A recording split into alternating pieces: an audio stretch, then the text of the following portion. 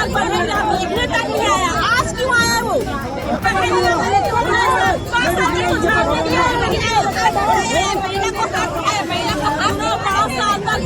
देखने तक नहीं आया, आज क्यों आया वो?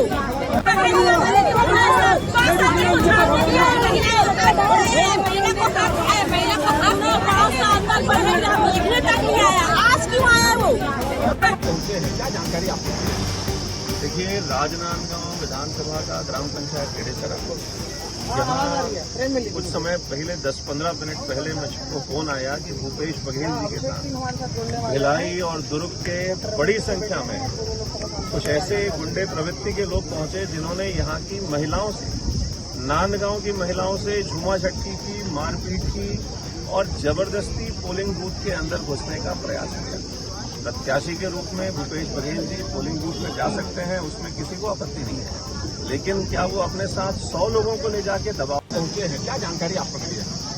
देखिए, राजनांदगांव विधानसभा का ग्राम पंचायत खेड़ेसरा यहाँ कुछ समय पहले 10-15 मिनट पहले मुझको फोन आया कि भूपेश बघेल जी के साथ भिलाई और दुर्ग के बड़ी संख्या में कुछ ऐसे गुंडे प्रवृत्ति के लोग पहुंचे जिन्होंने यहाँ की महिलाओं से, नांदगांव की महिलाओं से झूमा झटकी की, मारपीट की और जबरदस्ती पोलिंग बूथ के अंदर घुसने का प्रयास किया।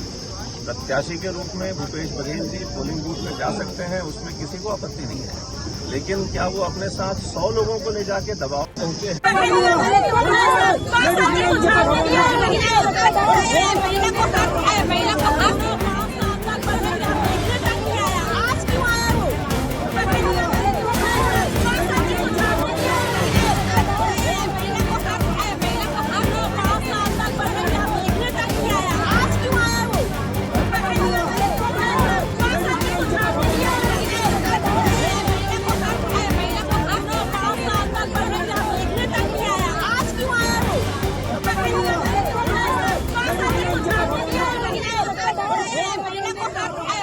से खबरें आ रही है कि सुबह से ही मतदान केंद्रों में लंबी लंबी कतारें महिलाओं के भी है, युवाओं के भी हैं, पुरुषों के भी है और कहीं पे 50%, कहीं 60% मतदान होने की भी खबरें, कहीं 25-30% भी, कहीं स्लो भी चल रहा है।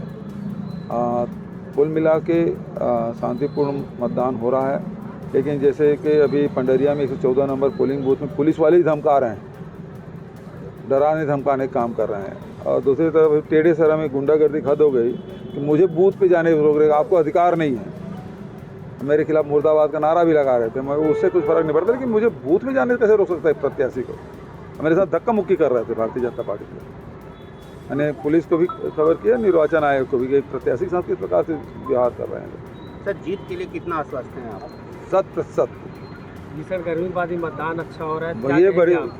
ये है कि जो 5 साल जनता की सेवा हमने की है, किसानों के हितों में काम किया है, मजदूरों के हित में काम किया है, महिलाओं के हित में काम किया है, उसका परिणाम है। और ये राशन काट दिए, बेरोजगारी भत्ता काट दिए, श्रमिकों को पैसा काट दिए, बोनस देना बंद कर दिए, ऋण माफ़ी नहीं किए, इससे नाराज़गी आम जनता में सभी वर्गों में लगातार। और तीसरी बात यह है कि जो हमारी घोषणा पत्र है वो बड़ा कारगर साबित हो रहा है।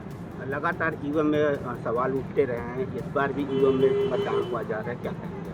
ईवीएम पे अभी भी मतलब कहीं एक जगह पता चला कि जो नंबर की मशीन थी, जो इलाट था, वो दूसरा मशीन आया था, उसका नंबर कुछ और था। इस प्रकार की शिकायतें और कहीं कहीं मशीन बिगड़ने की भी शिकायतें आ रही है। ठीक है, थैंक यू। खबरें